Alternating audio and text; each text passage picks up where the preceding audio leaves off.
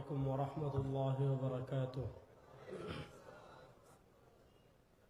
الحمد لله رب العالمين،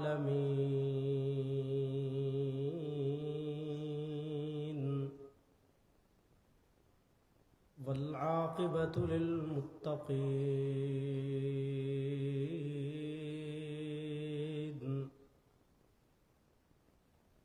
والصلاة والسلام على أشرف الأنبياء والمرسلين، وعلى آله وأصحابه أجمعين.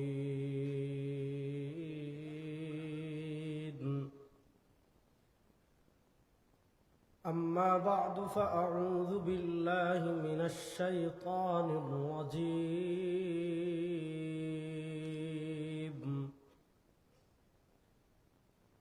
بسم الله الرحمن الرحيم.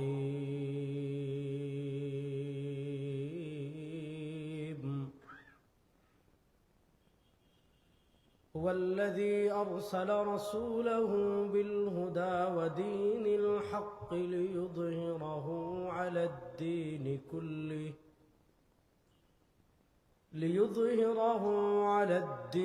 كله ولو كره الكافرون.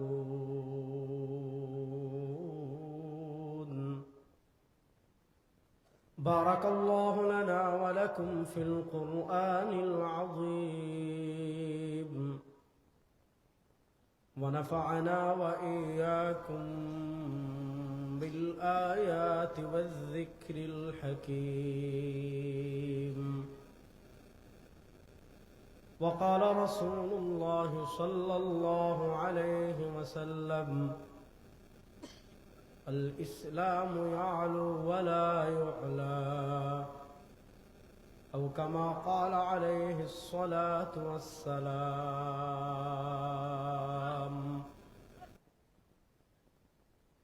আল্লাহ রাব্বুল ইজ্জত ওয়াল জালালের লাখো কোটি শুকরিয়া আদায় করছি। আল্লাহ তাআলা আমাদেরকে অত্যন্ত দয়া করে মায়া করে সোনারগাঁওয়ের ঐতিহ্যবাহী উলুকান্দি মাদ্রাসার 3 দিন ব্যাপী মাহফিলের দ্বিতীয় দিনে অনেকটা শেষ দিকে আল্লাহ তাআলা আমাদেরকে দুনিয়ার সকল কাজ থেকে ফারিগ করে আল্লাহ এই জান্নাতের বাগানে আমাদেরকে আসার, বসার, কথা বলার, কথা শোনার তৌফিক দান করেছেন। আমরা সবাই একবার অন্তরের অন্তঃস্থল থেকে মন প্রাণ খুলে কিপটামি না করে সবাই একবার উচ্চ সুরে বলি আলহামদুলিল্লাহ। আপনারা যেভাবে বসছেন মনে হচ্ছে যে সিন্নি খাওয়ার অপেক্ষায় বসে আছেন, যে হুজুর ওয়াজ শেষ করবে, মুনাজাত হবে, তারপর হয় গরম খিচুড়ি দিবে অথবা জিলাপি দিবে অথবা খাবার দিবে। এখন হুজুর যা বলার বলুক, কেউ হাত লম্বা করে, কেউ পা লম্বা করে, কেউ পিছনে, কেউ সামনে। এবার বসলে আমার তো ওয়াজ হবেও না, আর আপনারা শুনেও মজা পাবেন না। আমি প্রথমত অনুরোধ করব, যার সামনে যে ওই পিছনে যারা বসছেন, মনে হচ্ছে শ্বশুর বাড়ি থেকে জায়গা একদম রেজিস্ট্রেশন করে দিয়ে দিছে যে এখান থেকে আর সরা যাবে না। আল্লাহ তাআলা যারা পিছনে বসেছেন তাদেরকে সামনে এগিয়ে বসার তৌফিক দান করেন। যার সামনে যে খালি জায়গা আছে আল্লাহ তাআলা সবাইকে সেই খালি জায়গা পূর্ণ করে বসার তৌফিক দান করেন।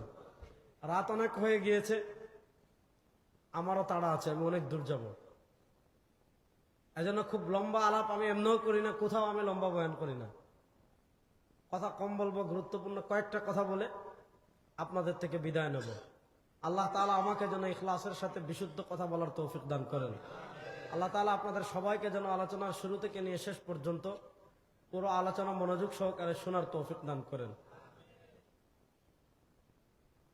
আপনি যখন ঢাকা থেকে চট্টগ্রাম যাবেন, ঢাকা থেকে চট্টগ্রাম যে রাস্তা আছে এটা হলো 4 লেন।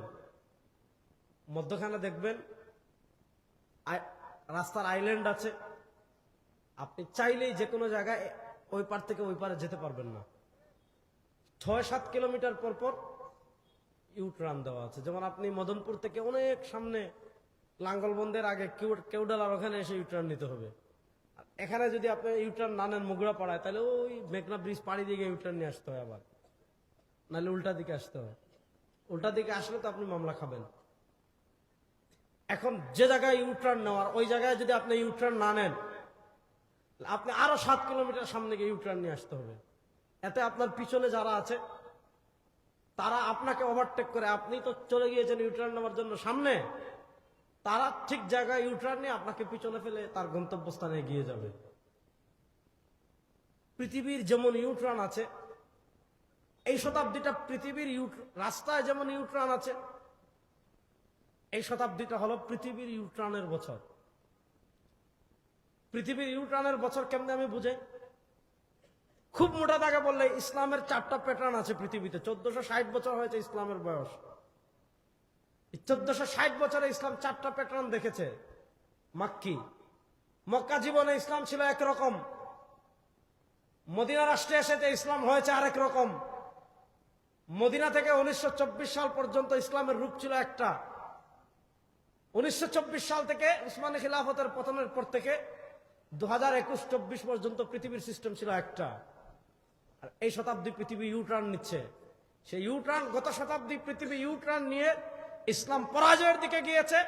রব্বেকে আবার কসম করে বলছে, এই শতাব্দীতে ইসলাম ইউটার্ন নিয়ে বিজয়ের দিকে যাবে ইনশাআল্লাহ। সবাই বলেন ইনশাআল্লাহ। কেন, কি হয়েছে আমি খুব সংক্ষেপে বলি আপনাদেরকে, শুনেন। বনি ইসরাইলের শেষ নবী ছিলেন ঈসা। আল্লাহ তাআলা তাকে জীবিত অবস্থায় আসমানে তুলে নিয়েছেন। আমাদের নবীগণ, আমাদের নবী, অন্যান্য নবীগণ কবরে জিন্দা। অন্যান্য নবীদের হায়াত আর ঈসার হায়াতের পার্থক্য আছে। সেটা কি? ঈসা আলাইহিস সালাম দুনিয়াতে মৃত্যুর স্বাদই আস্বাদন করেননি, আল্লাহ ডাইরেক্ট তাকে আসমানে তুলে নিয়েছেন। অন্যান্য নবীগণ দুনিয়াতে মৃত্যুর স্বাদ আস্বাদন করেছেন। মৃত্যুর স্বাদ আস্বাদন করার পর যখন কবরে গিয়েছেন, বারজাখী জীবনে গিয়েছেন, আল্লাহ তাআলা তাদের শরীরে রূহ ফিরিয়ে দিয়েছেন। এজন্য তারা কবরে জীবিত মৃত্যুর স্বাদ আস্বাদন করেছেন। ঈসা এখনো মৃত্যুর স্বাদই আস্বাদন করেননি।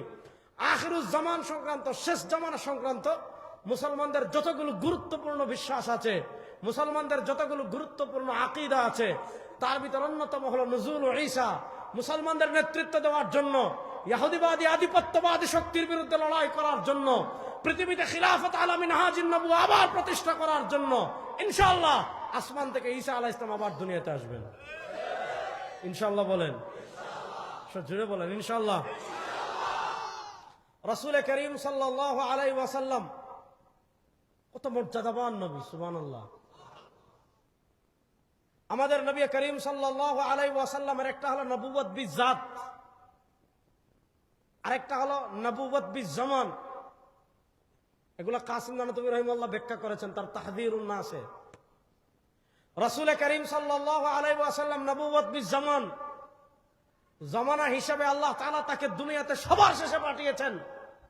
আর সত্তাগত দিক থেকে, মর্যাদাগত দিক থেকে আমার নবী কখন থেকে নবী, নবুয়ত বিজাত।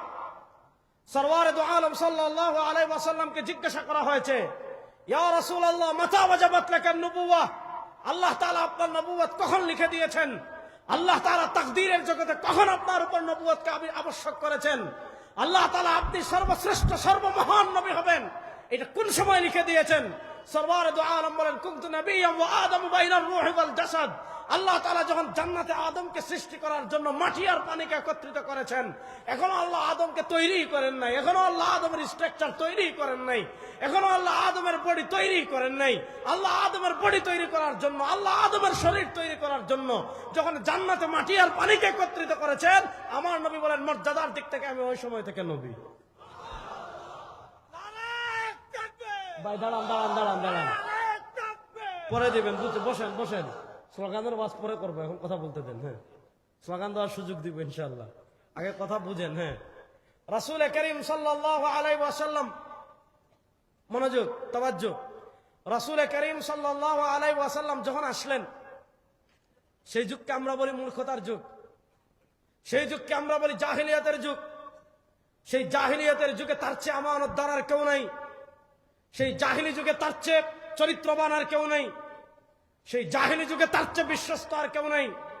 সেই জাহিলি যুগে তার স্বচ্ছতা, দিনদারিতা, আমানতদারিতা চরিত্রবান, এদের থেকে কেউ পুরা আরবে তার চরিত্রের ঢঙ্কা পুরা আরবে বাজে, তার আমানতদারিতার ঢঙ্কা পুরা আজবে বাজে, তার সত্যবাদিতার ঢঙ্কা পুরা আরবে বাজে। পুরা আরব তাকে মাথায় তুলে নাচে, পুরা আরব তাকে বিশ্বাস করে। তিনি ফয়সালা দিলে পুরা আরব মেনে নেয়, তিনি সিদ্ধান্ত দিলে পুরা আরব মেনে নেয়, তিনি সমাধান দিলে পুরা আরব মেনে নেয়। 40 বছর পর্যন্ত তার থেকে আমানতদার কেউ নেই, তার থেকে বিশ্বস্ত কেউ নেই, তার থেকে গ্রহণযোগ্য কেউ নাই, তার থেকে চরিত্রবান কেউ নাই, তার চেয়ে বড় সত্যবাদিতা কেউ নাই। সেই নবী যারা তাকে মাথায় তুলে নেয়, যখন আল্লাহর পক্ষ থেকে তার উপর বাণী চলে এসেছে, ও আনজির আশিরাতাকাল আকরাবিন, নবী এতদিন তাওহীদের দাওয়াত দিয়েছেন গোপনে, এতদিন লা ইলাহা ইল্লাল্লাহর দাওয়াত দিয়েছেন গোপনে, এতদিন মুহাম্মদুর রাসূলুল্লাহ দাওয়াত দিয়েছেন গোপনে। না, আর গোপনে না। এই আসমান আল্লাহর, জমিন আল্লাহর, চন্দ্র আল্লাহর, সূর্য আল্লাহর, পাহাড় আল্লাহর, সবকিছু আল্লাহ। এখন থেকে স্পষ্ট ঘোষণা দেন, লাতের রাজত্ব চলবে না, মানাতের রাজত্ব চলবে না, হুবালের রাজত্ব চলবে না, উজ্জ্বল রাজত্ব চলবে না। সারা দুনিয়াকে জানিয়ে দেন লা ইলাহা, বলেন না লা ইলাহা। ঠাড়া পড়ছে আবু জাহেলের মাথায়, ঠাড়া পড়ছে কার মাথায়? এটা দুনিয়ারও সিস্টেম ভাই। আপনি এই মসজিদে সারাদিন বসে লা ইলাহা ইল্লাল্লাহ, লা ইলাহা ইল্লাল্লাহ, আপনাকে বিরিয়ানি দিবে, টিফিন দিবে, জিলাপি দিবে, সব দিবে। গাছের প্রথম পেয়ারা পাকছে এটা দিবে, গাছের প্রথম আম পাকছে এটা দিবে, গাছের প্রথম কাঁঠাল ধরছে এটা দিবে। যে ওরে বাপরে বাপ, এত বড় বুজুর্গ সারাদিন মসজিদে জিকির করে। আপনার বাপ মারা গিয়েছেন, আপনি দেখলেন এই এলাকার হুজুর প্রত্যেক ফজরের নামাজের পর, মাগরিবের নামাজের পর আপনার বাপের কবরে গিয়ে বলে লা ইলাহা ইল্লাল্লাহ, লা ইলাহা ইল্লাল্লাহ। আপনি বলবেন হুজুর আজকে দেশি মুরগি আনছি, রান খাওয়ামু, বাসায় আসবেন। আপনার পকেটে টাকা নাই, 500 টাকা দিবেন তারে। শবে বরাতে আপনার বাপের কবরে গিয়ে একদিন জিকির করতেছে, একজন জিয়ারত করতেছে, লা ইলাহা ইল্লাল্লাহ বলতেছে। আপনি তাকে বলবেন হুজুর আজকে আল্লাহ মাফ করার রাত, আপনি আমার বাসায় আসবেন, আজকে হালুয়া রুটি রান্না করছে, আপনারা খাওয়ামু, আজকে গরুর গোশত আনছি। হ্যাঁ, যদিও শবে বরাতে রিজিক টিজিক এগুলো সব মিথ্যা কথা, এগুলো কোনো ভিত্তি নাই, যদি আমাদের দেশে এগুলো প্রচলিত। হ্যাঁ, আপনার ঘরে কি আনছে? গরুর গোশত আনছে, হুজুর আপনার দাওয়াত। আজকে আমরা লা ইলাহা ইল্লাল্লাহ ঘরে বললে হুজুর, খানকায় বললে হুজুর, তাবলিগে বললে হুজুর, আর আপনি রাজপথে বের হয়ে বলেন মিয়া কিসের ধর্ম নিরপেক্ষতা, কিসের সমাজতন্ত্র, কিসের জাতীয়তাবাদ, কিসের তোমার আপনার গণতন্ত্র? গণতন্ত্র চলবে না, ন্যাশনালিজম চলবে না, সেকুলারিজম চলবে না, সোশ্যালিজম চলবে না। আল্লাহর জমিন, আল্লাহর আসমানে কারো বাপের স্লোগান হবে না, দুনিয়ার কোন তন্ত্রমন্ত্রের স্লোগান হবে না, রাজপথেও স্লোগান হবে লা ইলাহা, বলেন না রাজপথেও স্লোগান হবে লা ইলাহা। তখন বলবে এই যে আইছে জঙ্গি, তখন বলবে এই যে আসছে রাজাকার, তখন বলবে এই যে আসছে মৌলবাদ, তখন বলছে এই যে উগ্রবাদ। কারণ তারা চায় আপনি লা ইলাহা ইল্লাল্লাহ নিয়ে খানকায় থাকেন, তারা চায় আপনি লা ইলাহা ইল্লাল্লাহ নিয়ে মসজিদে থাকেন, তারা চায় আপনি লা ইলাহা ইল্লাল্লাহ নিয়ে মাজারে থাকেন, তারা চায় আপনি লা ইলাহা ইল্লাল্লাহ নিয়ে কবর জিয়ারতে থাকেন। না, মসজিদে যেমন লা ইলাহা ইল্লাল্লাহ, মাদ্রাসায় যেমন লা ইলাহা ইল্লাল্লাহ, কবরস্থানে যেমন লা ইলাহা ইল্লাল্লাহ, সংসদেও কারো বাপের স্লোগান হবে না, ওখানেও স্লোগান হবে লা ইলাহা, বলেন না ওখানেও স্লোগান হবে লা ইলাহা। প্রস্তুত আছেন তো সবাই ইনশাআল্লাহ? প্রস্তুত আছেন তো সবাই ইনশাআল্লাহ? কালেমার বাংলাদেশ হোক, ইসলামের বাংলাদেশ হোক, কোরআনের বাংলাদেশ হোক, মুস্তাফার আদর্শের বাংলাদেশ হোক, ঐক্যবদ্ধ সবাই আছেন না না ইনশাআল্লাহ? রাসূল সাল্লাল্লাহু আলাইহি ওয়াসাল্লাম একটা জিনিস খেয়াল করেন, ভালো করে বুঝেন। আল্লাহ রাসূল সাল্লাল্লাহু আলাইহি ওয়াসাল্লাম গিয়ে বলেন নাই যে আমার টাকা দাও, বলেন নাই। আল্লাহ রাসূল সাল্লাল্লাহু আলাইহি ওয়াসাল্লাম বলেন নাই আমার পয়সা দাও। আল্লাহ রাসূল সাল্লাল্লাহু আলাইহি ওয়াসাল্লাম বলেন নাই আমাকে নেতৃত্ব দাও।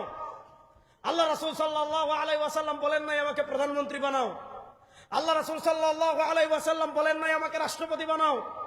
আল্লাহ রাসূল সাল্লাল্লাহু আলাইহি ওয়াসাল্লাম বলেন নাই আমাকে টাকার বস্তা দাও। আল্লাহ রাসূল সাল্লাল্লাহু আলাইহি ওয়াসাল্লাম বলেন নাই আমাকে সুন্দরী নারী দাও। শুধু বলেছিলেন লা ইলাহা ইল্লাল্লাহ, বলেন না শুধু বলেছিলেন কি লা ইলাহা ইল্লাল্লাহ। কেন আবু জাহেলের মাথা ঠাড়া বললো? কেন আবু লাহাবের মাথা ঠাড়া বললো? কেন উতবার মাথা ঠাড়া বললো? কেন সাহেবার মাথা টাটা বললো? কেন মুগীরার মাথা টাটা বললো? কেন উমাইয়া ইবনে খালাফের মাথা টাটা বললো? কারণ তারা জানে একবার যদি লা ইলাহা ইল্লাল্লাহ প্রতিষ্ঠা হয়ে যায়, কারো বাপের আইন চলবে না, তাগুতের আইন চলবে না, গায়রুল্লাহর আইন চলবে না, আব্রাহাম লিঙ্কনের আইন চলবে না, আইন চলবে একমাত্র আল্লাহ।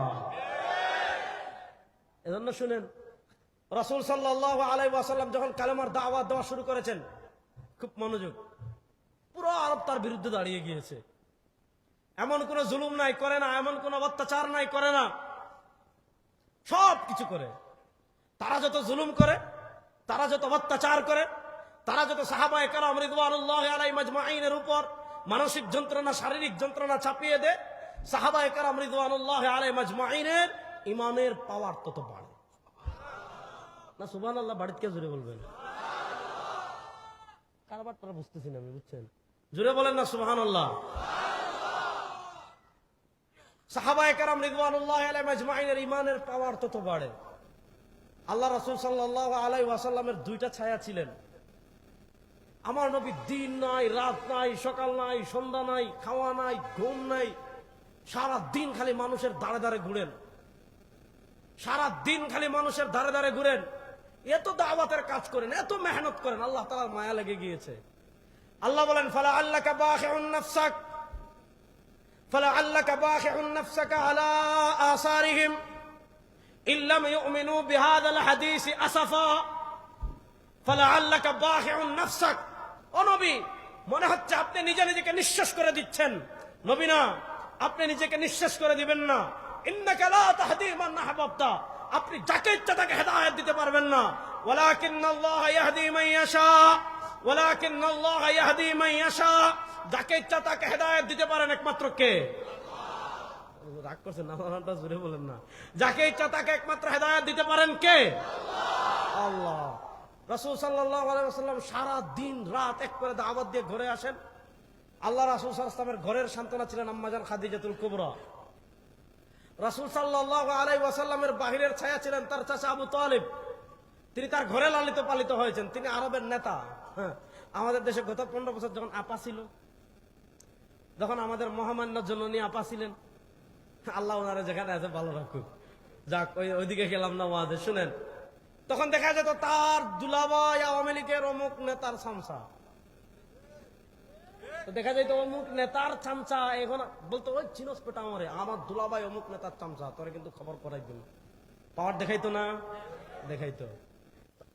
মক্কার কাফেররা দেখতো মোহাম্মদকে আবু তালেবের বাতিজা, শুধু বাতিজা না, তার ঘরে লালিত পালিত হয়েছেন। শুধু বাতিজা না, বাতিজাকে সে কুলে কাকে করে কি করেছে, বড় করেছে। তো অত্যাচার করতে একটু চিন্তা করত, জুলুম করতে একটু চিন্তা করত, লাঞ্ছিত করতে একটু চিন্তা করত। কেন করত? আরে নেতার বাতিজা, যদি নেতা বিগড়ে যায় আগামী বছর আর নমিনেশন পাবো না। আছে না নাই? কথা ভালো করে বুঝেন। রাসূল কারীম সাল্লাল্লাহু আলাইহি ওয়াসাল্লাম আম্মাজান খাদিজাতুল কুবরা দুনিয়া থেকে বিদায় নিলেন, আবু তালেব দুনিয়া থেকে বিদায় নিলেন। রাসূল কারীম সাল্লাল্লাহু আলাইহি ওয়াসাল্লামের অন্তরের প্রশান্তি খাদিজা বিদায় নিলেন, বাহিরের ছায়া আবু তালেব বিদায় নিলেন। মক্কার কাফেরদের জুলুম বেড়ে গিয়েছে, মক্কার কাফেরদের অত্যাচার বেড়ে গিয়েছে, সাহাবায়ে কেরামের উপর মক্কার কাফেরদের জুলুম বেড়ে গিয়েছে, অত্যাচার বেড়ে গিয়েছে। ইসলামের উপর এখন তারা মহাসমারোহে আক্রমণ করতে পারে, সাহাবায়ে কেরামকে লাঞ্ছিত করতে পারে। আল্লাহর পক্ষ থেকে নির্দেশ আসলো, আল্লাহর নবী আপনি আপনার সঙ্গীদেরকে বলেন মদিনায় আস্তে আস্তে আস্তে আস্তে মদিনায় হিজরত করতে থাকেন, মদিনায় হিজরত করতে থাকেন, মদিনায় হিজরত করতে থাকেন। সাহাবায়ে কেরাম 1 জন 2 জন 3 জন 4 জন 5 জন 6 জন সব সাহাবী মক্কা থেকে হিজরত করে মদিনায় চলে গিয়েছেন। কাফেররা দেখে কিরে, যারা দুর্বল তারা ছাড়া আর কেউ নাই, যারা সফর করতে অক্ষম তারা ছাড়া কেউ নাই, শুধু মুহাম্মদ ইসলামকে দেখা যায়, সিদ্দিক আকবরকে দেখা যায়, আলীকে দেখা যায়, তারা যে কোনো সময় চলে যেতে পারে।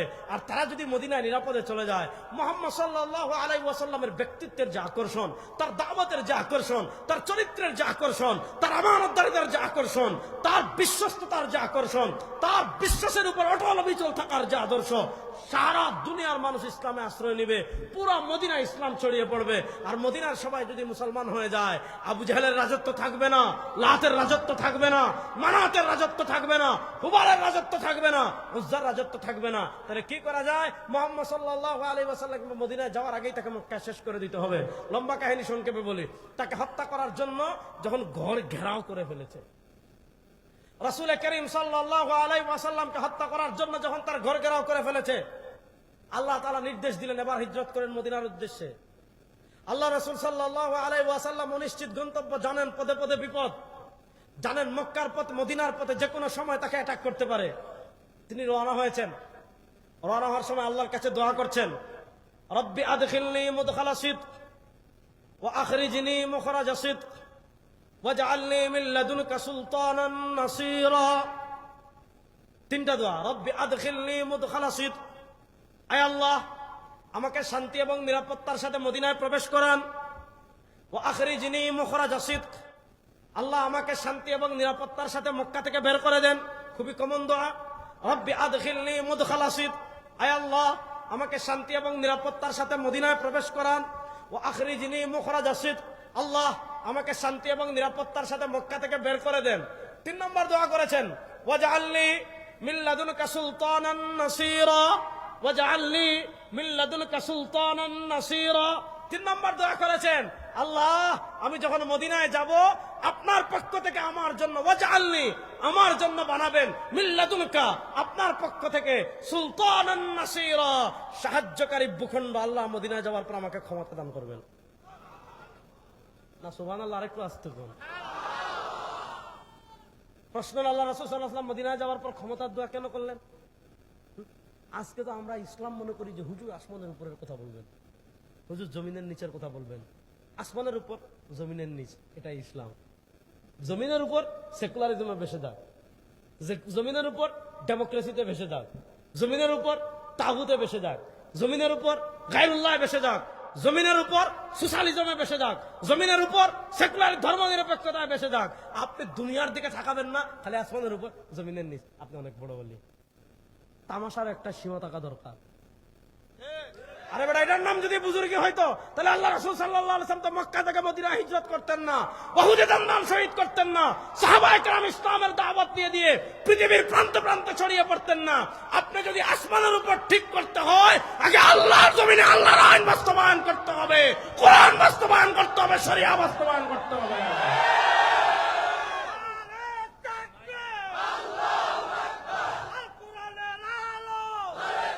হয় নাই, দাঁড়ান শুনান, হয় নাই।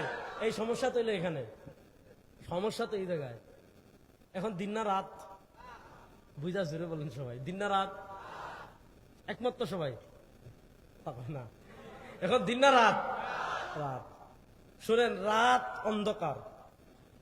রাতের অন্ধকার যখন হয় বাতির প্রয়োজন হয়, বাতির প্রয়োজন, জেনারেটরের প্রয়োজন হয়, কারেন্টের প্রয়োজন হয়, সৌর বিদ্যুতের প্রয়োজন হয়। আপনি কি জানি উলুকান্দি মাদ্রাসার মাহফিল শেষ করে বাড়িতে যাচ্ছেন, গ্রামের ছোট পথ, রাস্তা সাপ থাকতে পারে, বিচ্ছু থাকতে পারে, গর্ত থাকতে পারে, খাল থাকতে পারে, পুকুর থাকতে পারে, গাছ থাকতে পারে। যদি আলো না হয় আপনি সাপের গায়ে পা দিতে পারেন, যদি আলো না থাকে আপনি উঁচু নিচু গর্তে পড়ে আপনার পায়ের হাড্ডি ভেঙে ফেলতে পারেন, যদি আলো না থাকে আপনি ব্রিজের সাথে ধাক্কা খেতে পারেন, যদি আলো না থাকে আপনি পাশের খালে পড়ে যেতে পারেন। বুঝেন, রাতের অন্ধকার দূর করার জন্য বাতির প্রয়োজন হয়, রাতের অন্ধকার দূর করার জন্য আলোর প্রয়োজন হয়। রাতের অন্ধকার দূর করার জন্য কিচ্ছু নাই, আপনার কাছে মোবাইল আছে, আপনি কি করেন? মোবাইল বের করেন, মোবাইল বের করে কি করেন? মোবাইলের টর্চ লাইট জ্বালান। কেন মোবাইলের টর্চ লাইট জ্বালান? মোবাইলের টর্চ লাইট জ্বালালে মোবাইল আপনাকে সাপ থেকে বাঁচাবে, মোবাইল আপনাকে বিচ্ছু থেকে বাঁচাবে, মোবাইল আপনাকে খালে পড়ে যাওয়া থেকে বাঁচাবে, মোবাইল আপনাকে ব্রিজের নিচে পড়ে যাওয়া থেকে বাঁচাবে, মোবাইল আপনাকে উষ্টাকে হাড্ডি ভেঙে ফেলা থেকে বাঁচাবে। তাহলে দুনিয়ার অন্ধকার দূর করতে যদি আলোর প্রয়োজন হয়, রাসূল করিম সাল্লাল্লাহু আলাইহি ওয়াসাল্লাম বলেছেন, আমার সাহাবী তোমরা যখন জান্নাতের পথে চলবে, আমার উম্মাহ তোমরা যখন জান্নাতের পথে চলবে, এই জান্নাতের পথে সুম্মা হাত্তা আন ইয়ামিনিহি খুতুতা ওয়া আন শিমালিহি খুতুতা। সাইয়্যিদুনা হযরত আব্দুল্লাহ ইবনে আব্বাস, আব্দুল্লাহ ইবনে মাসউদের riwayat সহিহ বুখারীতে আসছে, সুম্মা হাত্তা আন ইয়ামিনিহি খুতুতা ওয়া আন শিমালিহি খুতুতা ওয়া ক্বালা ফাফি রাসি কুল্লি তারিকিন শাইতান ইয়াদউ আন-নাস ইলা নারি জাহান্নাম। দুনিয়াতে আপনি যখন অন্ধকার জান্নাতের পথে চলবেন, শয়তান সেকুলারিজম দিয়ে আপনার পথ অন্ধকার করবে, সরকার শয়তান ডেমোক্রেসি দিয়ে আপনার ডান বাম সামনে পথে অনেক ইসলাম তৈরি করবে, আধুনিক ইসলাম, স্মার্ট ইসলাম, ডিজিটাল ইসলাম, নদিয়ার ইসলাম, বাউলের ইসলাম, ফরহাদ মোদারের ইসলাম, আবুল সরকারের ইসলাম, মুমতাজ বেগমের ইসলাম, ডানে বামে ইসলামের শেষ নাই। আল্লাহর নবী বলেন, ফাফি রাসি কুল্লি তারিকিন শাইতান, ডানে বামে যত পথ তৈরি হবে প্রত্যেক পথের মাথায় বসে থাকবে এক একটা শয়তান। ওই শয়তান কি করবে? ইয়াদউন নাস ইলা নারি জাহান্নাম। মানুষদেরকে ডেকে ডেকে বলবো, ওয়েলকাম, আসো আমি বাইপাস ইসলাম শিখাচ্ছি, আসেন আমি ডিজিটাল ইসলাম শিখাচ্ছি, আসেন আমি স্মার্ট ইসলাম শিখাচ্ছি। আপনি দেখবেন কিরে বাইপাস ইসলাম, গাড়ি বাড়াইবেন 120, ডাইরেক্ট গিয়ে দেখবেন জাহান্নাম, আর কিচ্ছু নেই। তাহলে এবার বলেন, শয়তানের পথ আলো না অন্ধকার? রাগ করছেন আপনারা? তাহলে বলেন, শয়তানের পথ আলো না অন্ধকার? সবাই বলেন, শয়তানের পথ আলো না অন্ধকার? এবার শয়তানের অন্ধকার কারেন্ট দিয়ে দূর করতে পারবেন না, শয়তানের অন্ধকার বিজলি দিয়ে দূর করতে পারবেন না, জেনারেটর দিয়ে দূর করতে পারবেন না, মোবাইলের টর্চ লাইট জ্বালিয়ে দূর করতে পারবেন না। আল্লাহ বলেন, আমি তোমাদেরকে দিয়েছি কোরআন, ফিহি হুদাম ওয়া নূর। এই কোরআন হলো বাতি, এই কোরআন হলো আলো। কোরআনের বাতি জ্বালিয়ে যারা দুনিয়াতে পথ চলবে, কোরআন তাদেরকে পথ দেখিয়ে জান্নাতে নিয়ে যাবে। আমাদের সমাজে সেকুলারিজম, আমাদের সমাজে ধর্মনিরপেক্ষতা, আমাদের সমাজের ডেমোক্রেসি, এই সকল অন্ধকার যদি দূর করতে হয়, শুধু মসজিদে আল্লাহর কোরআনের আলো জ্বালতে হবে না। 54 বছর মসজিদে আল্লাহর কোরআনের আলো জ্বালিয়েছি, এবারের পরিবর্তিত বাংলাদেশের সংসদেও কোরআনের আলো জ্বালবো ইনশাআল্লাহ।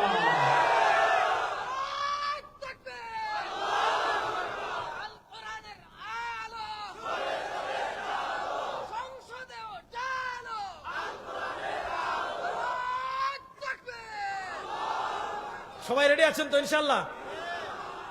মাত্র কয়েকজন, বাকিরা নাই না? সবাই রেডি আছেন তো ইনশাআল্লাহ?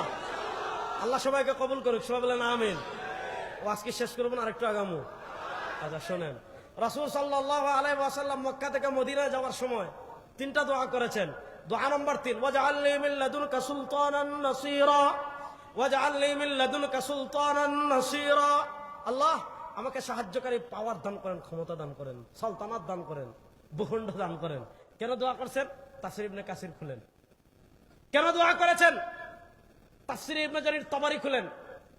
হযরত কাতাদা বর্ণনা করেছেন, লিইকামাতি দীনিল্লাহ ওয়া লিইকামাতি ফারাইদিল্লাহ ওয়া লিইকামাতি হুদুদিল্লাহ। আল্লাহ রাসূল সাল্লাল্লাহু আলাইহি ওয়াসাল্লাম মক্কায় 13 বছর ছিলেন। এই 13 বছরে তিনি মক্কায় পূর্ণাঙ্গ দিন বাস্তবায়ন করতে পারেন নাই। এই 13 বছরে মক্কায় তিনি পূর্ণাঙ্গ শরিয়া বাস্তবায়ন করতে পারেন নাই। এই 13 বছরে মক্কায় তিনি ইসলামের সকল ফরজ বিধানাবলী বাস্তবায়ন করতে পারেন নাই। এই 13 বছরে তিনি ইসলামী বিচার ব্যবস্থা, ইসলামী দণ্ডবিধি বাস্তবায়ন করতে পারেন নাই। কেন পারেন নাই? রাসূল সাল্লাল্লাহু আলাইহি ওয়াসাল্লাম মক্কায় কেন পূর্ণাঙ্গ দিন বাস্তবায়ন করতে পারেন নাই?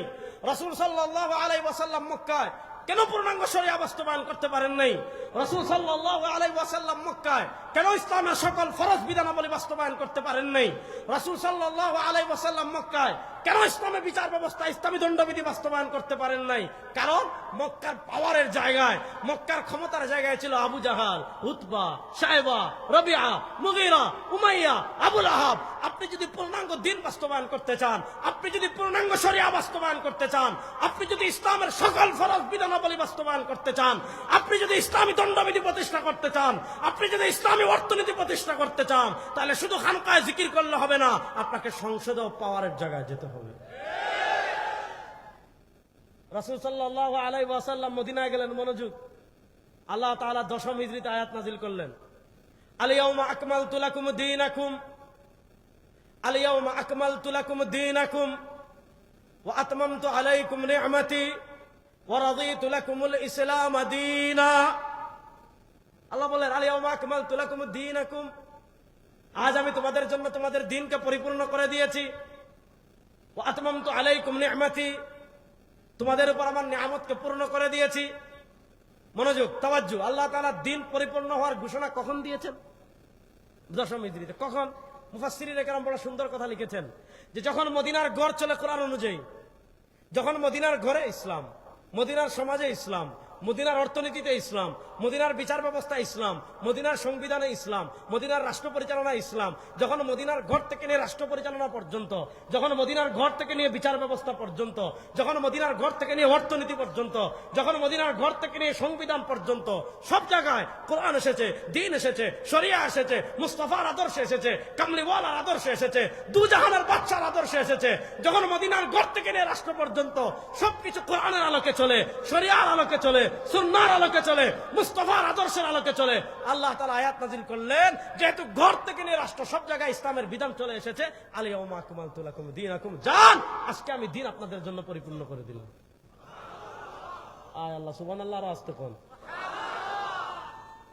আল্লাহু আকবার।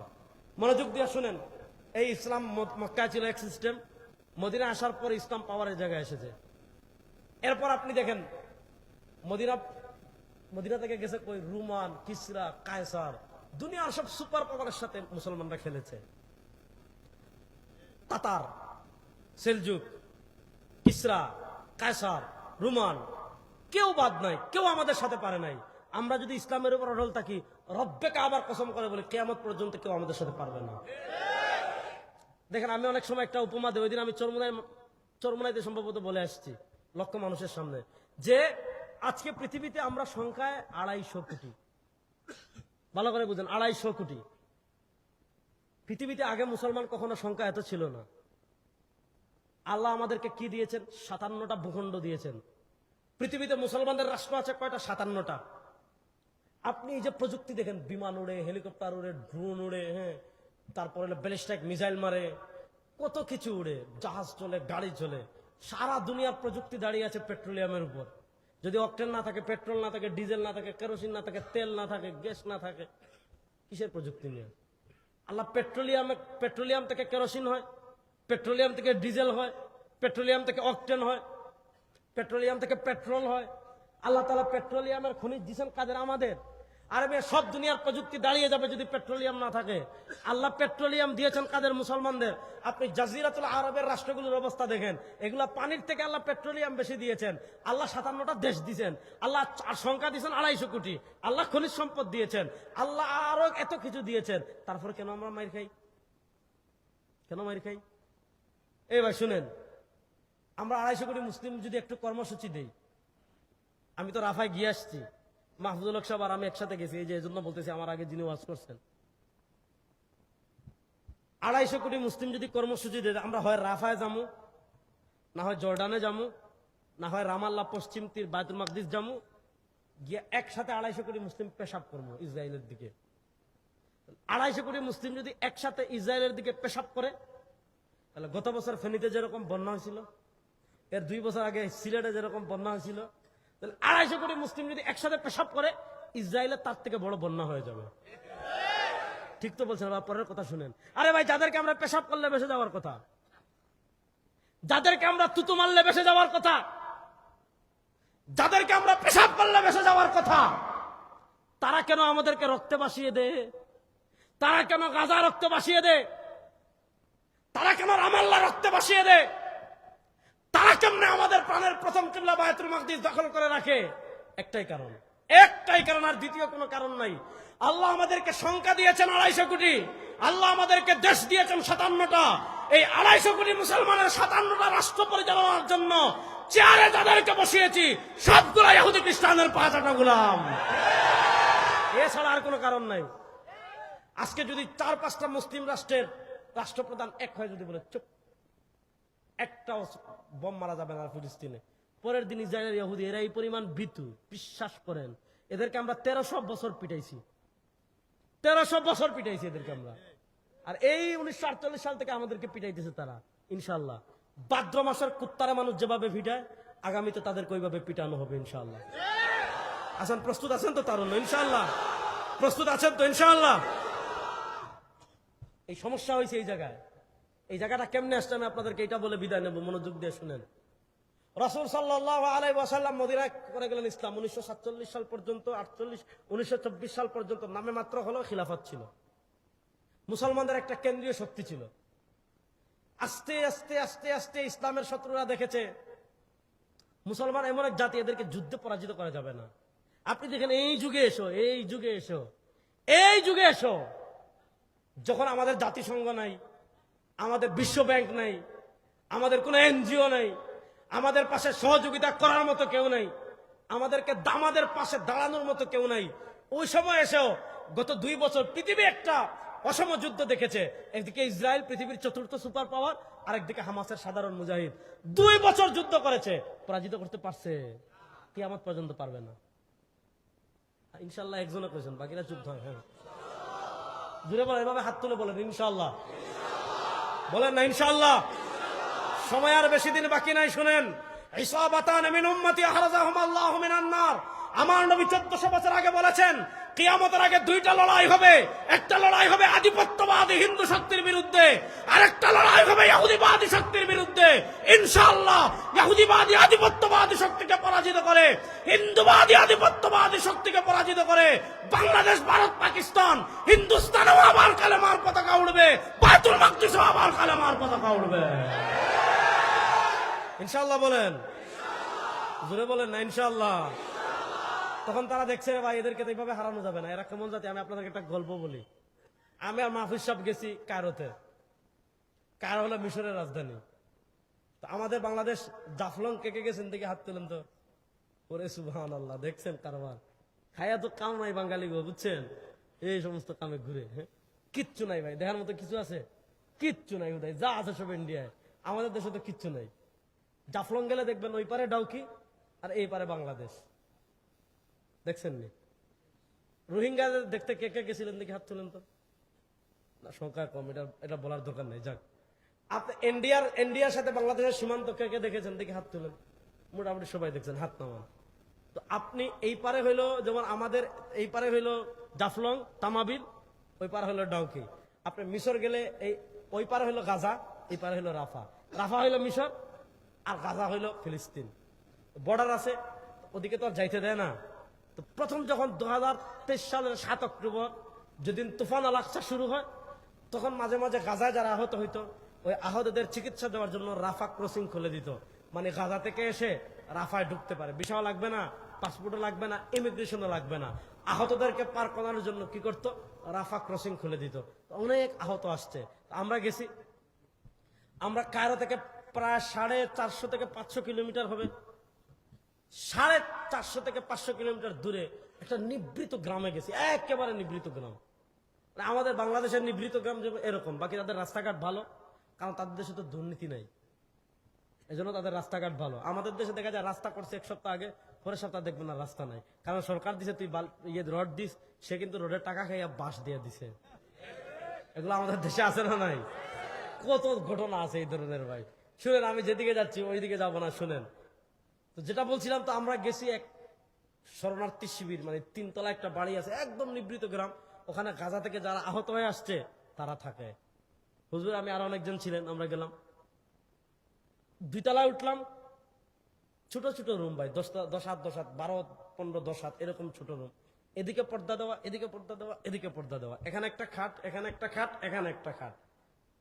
এক ঘরে 3 পর্দা দিয়ে 3 চকিতে 3 ফ্যামিলি। আপনি চিন্তা করেন, মানে 3 জন আহত থাকে। আমরা প্রথম একজনে গেলাম, বিশ্বাস করেন আমার পছন্দ দাঁড়িয়ে যাচ্ছে বলতে। আমাদের বাংলাদেশের তো কেউ ছোট, কেউ খাটো, কেউ নাক মোটা, কেউ দাঁত বাঁকা, কেউ চেহারার এখানে দাগ, কেউ নাকের ছিদ্র বড়, কেউ এদিকে কানের পশম দেখা যায়। নানা গঠনের মানুষ, গঠনের কোনো শেষ নাই। কিন্তু ফিলিস্তিনের মানুষদেরকে যদি আপনি দেখেন, তাহলে মনে হবে আল্লাহ এদেরকে ডাইরেক্ট জান্নাত থেকে পাঠাই দিয়েছেন, এত সুন্দর।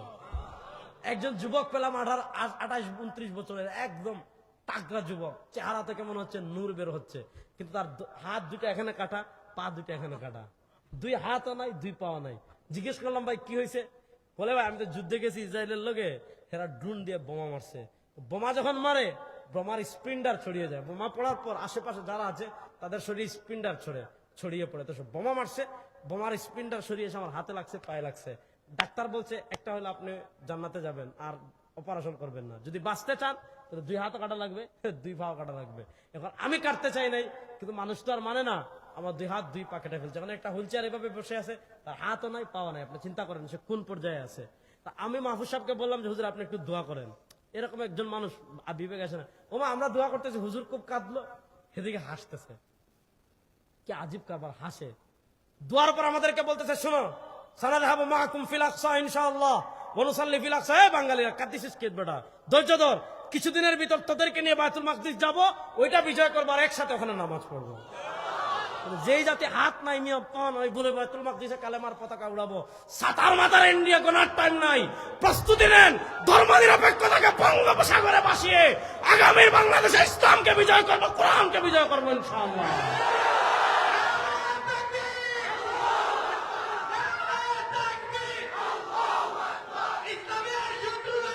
ভাই বাদ দেন। ইসলামের শত্রুরা হুঁশিয়ার সাবধান আছে, তাদেরকে নিয়ে আপনার চিন্তা করার দরকার নেই। তারা আপনার ঘর নিছে, বাড়ি নিছে, সংবিধান নিছে, রাষ্ট্র পরিচালনা নিছে, অর্থনীতি নিছে, শিক্ষা ব্যবস্থা সবই তো তাদের। আর আপনি ওয়াদে বলতেছেন, এমন ডাকাতির ঘটনা করছে না, এক লোক চেয়ারে বসে আছে, ডাকাত এসে তার বোত গোলাপ থেকে স্বর্ণ নিছে, পকেট থেকে টাকা নিছে, ব্যাংক খুলে আলমারি খুলে কম্বল নিছে, শেষে দেখবে বালা এপেক্সে একটা জুতা আছে, এটাও নিছে। তো লাট সাহেব চেয়ারে বসা, উনি উঠতেছেন না, বলছেন তোমার খবর হবে। ভাই আপনি কি খবর করবেন, সে তো সব নিয়েই গেছে।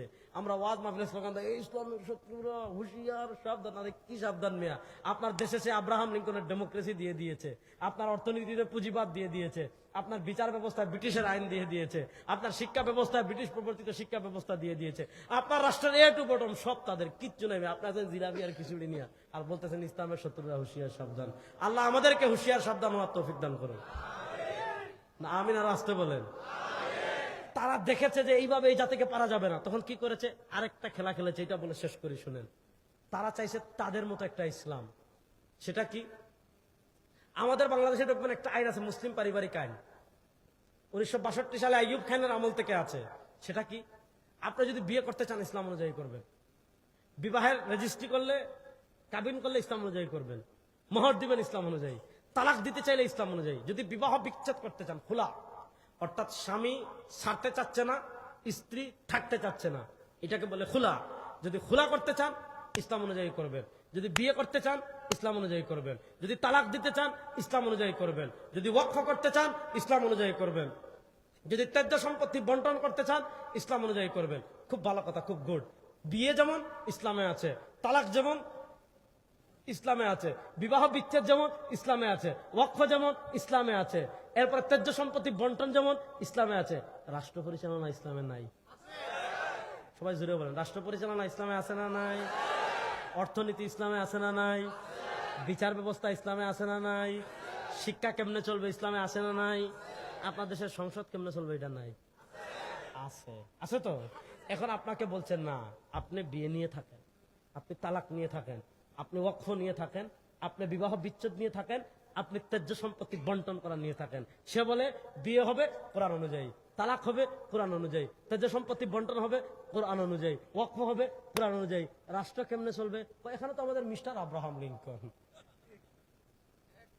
বিচার কেমনে হবে? এখানে আমাদের ইংরেজ আছে না, ব্রিটিশ, এই আমাদেরকে ধোঁকা দিচ্ছে। অর্থাৎ আমাদের ইসলাম বিয়ে, তালাক, ওয়াকফ এগুলার মধ্যে সীমাবদ্ধ করে। শুনেন, ইবাদত যেমন ইসলামে আছে, মুআমালা যেমন ইসলামে আছে, মুআশারা যেমন ইসলামে আছে, তাসকিয়া যেমন ইসলামে আছে, রাষ্ট্র পরিচালনা ইসলামে আছে না নাই?